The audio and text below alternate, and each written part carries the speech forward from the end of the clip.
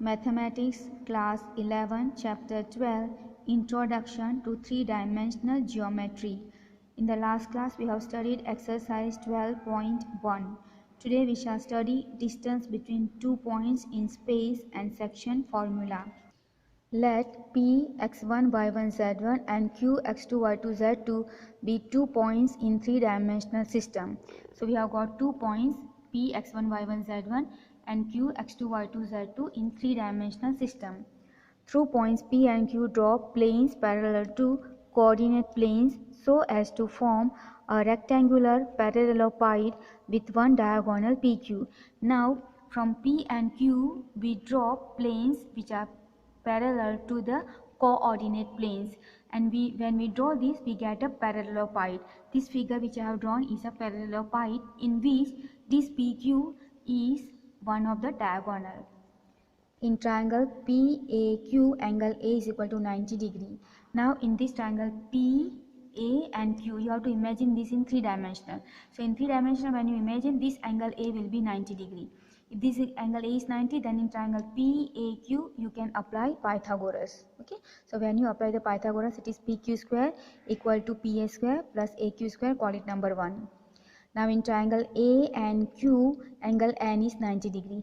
Now another triangle you have got angle A and Q. In this triangle, angle N is 90 degree. So again in this triangle you can apply Pythagoras. So you get AQ square equal to AN square plus NQ square. Call it number 2. Now putting the value of AQ square in equation 1. So this value you place here. So PQ square equal to PA square as it is, plus instead of AQ square you put this value. So AN square plus NQ square. Now PA value is Y2 minus Y1. AN value is X2 minus X1. And NQ value is Z2 minus Z1. Okay, from the figure you can just see that PA value is, that is this distance. PA value is Y2 minus Y1.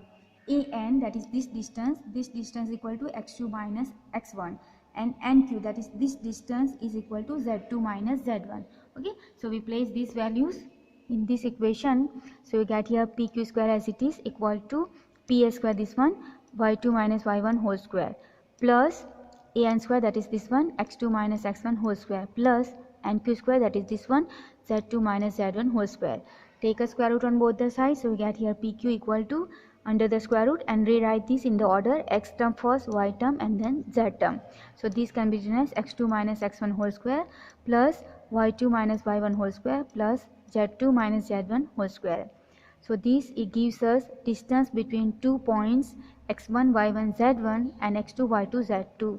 This is in 3 dimension. Now you remember this is the same formula we have derived in class 9 in a 2 dimension or Cartesian plane. In that you had got only this up to this 2 part, not this one. This is the third coordinate, right? In that you had got only 2 coordinates, that is this 2, not this one. Okay, so this is the added here. So it is similar to the distance formula in 2 dimension, but in 3 dimension you just added one more term, that is z2 minus z1, that is z coordinate. Section formula. Let P x1 y1 z1 and Q x2 y2 z2 be 2 points. So you have got 2 points in a space P and Q. Their coordinates x1 y1 z1 and x2 y2 z2. Let R x y z divide PQ in the ratio m is to n internally. Now we have got a point R which divides this PQ internally in the ratio m is to n.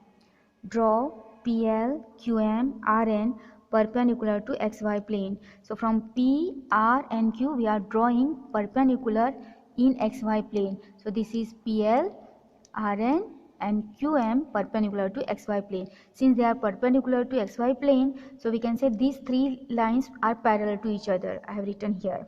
Okay, and this L, M and N are in the XY plane. Okay, written here. Now draw ST parallel to LM, intersecting LP externally at S and QM internally at T. Now you draw ST parallel to LM. In the figure it is not looking that ST is parallel to LM, but you have to think in 3 dimension. Okay, then you will understand that it is parallel. Now when you are drawing this ST parallel, it is intersecting PL externally at S and QM internally at T. In this figure you can see here looks ST parallel to LM. Okay, so here it seems that they are parallel. Okay, in my figure it is not so visible, it looks like not parallel, but you can just draw in this manner. Now you can see ST parallel to LM, okay, and this line parallel to this line parallel to this line. So now we have got two quadrilaters. One is L, N, R and S. Other one is N, M, T and R. So since all the sides are parallel to each other, we can say these are parallelogram. And if these quadrilaters are parallelogram, then we have got two more triangles here, that is triangle PRS and triangle RQT. They are similar triangle. If the triangles are similar, then the side ratios are equal. So we can write that quadrilateral LNRS and quadrilateral NMTR are parallelograms. Therefore, triangle PSR is similar to triangle QTR. This is a symbol for similarity. And as I said, if triangles are similar, then the side ratios are equal. So you can see M by N equal to PR by QR. This is the same, equal to SP by QT. Okay, from the figure you can see that PR is M and RQ is N. Okay, and SP by QT. Okay, so that is what written. But SP from the figure you can take it as SL minus PL. Okay, this is SP, right? So SP you can say that from the total, this total, that is SL, if you minus this PL, then you get it as SL. Okay, so, sorry, SP. So I can write SP equal to SL minus PL. Similarly, QT from the figure, that is this distance. Okay, this distance QT. This you can say that it is from QM, this total QM, if you minus this TM. If you minus the TM, you get as QT. I have written here QM minus TM. But SL from the figure, okay, this is your SL. It is equal to RN.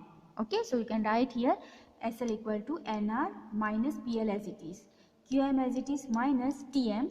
TM also from the figure, TM is nothing but equal to Rn, or you can write here NR. Okay, and this value is equal to Z, this value equal to Z1, this value is equal to Z2, and this value both are same, so it is Z. So here it is M by N equal to Z minus Z1 divided by Z2 minus Z. Now cross multiply, this you transfer over here, multiply with M, and N you transfer and multiply this side. So what you get is M Z2 minus Z equal to N Z minus Z1. Multiply inside, so MZ2 minus MZ equal to NZ minus NZ1. This negative term transfer over here, it becomes positive. Here MZ2 plus this you transfer NZ1, and this you transfer here, this is negative term, when you transfer it becomes positive, MZ plus NZ. From this you take Z common, you get M plus N. This you transfer over here, it will go in the denominator. So here MZ2 plus NZ1 divided by M plus N equal to Z. Now similarly, by drawing perpendicular to XZ and YZ planes, we get Y coordinate as MY2 plus NY1 divided by M plus N, and X equal to MX2 plus NX1 divided by M plus N. Therefore, the coordinate of point R, which divides the line segment joining two points Px1 y1 z1 and Qx2 y2 z2 internally in the ratio m is to nr, mx2 plus nx1 divided by m plus n, my2 plus ny1 divided by m plus n, and mz2 plus nz1 divided by m plus n. Now you can recall the section formula which you have studied in class 10. It is similar, but that was in 2 dimensions. So in 2 dimensions, the last term was not there, right? This z coordinate was not there. Here the z coordinate also is there. Now suppose R divides PQ externally. If it is divided externally, then the same result, but you replace this plus by minus. Okay, so this I can write as if it is externally. Okay, so it is mx2 minus nx1 divided by m minus n, my2 minus ny1 divided by m minus n, mz2 minus nz1 divided by m minus n. Now from here we can give the coordinate of the midpoint. So coordinates of the midpoints are x1 plus x2 by 2, y1 plus y2 by 2, z1 plus z2 by 2. If R divides PQ in the ratio k is to 1.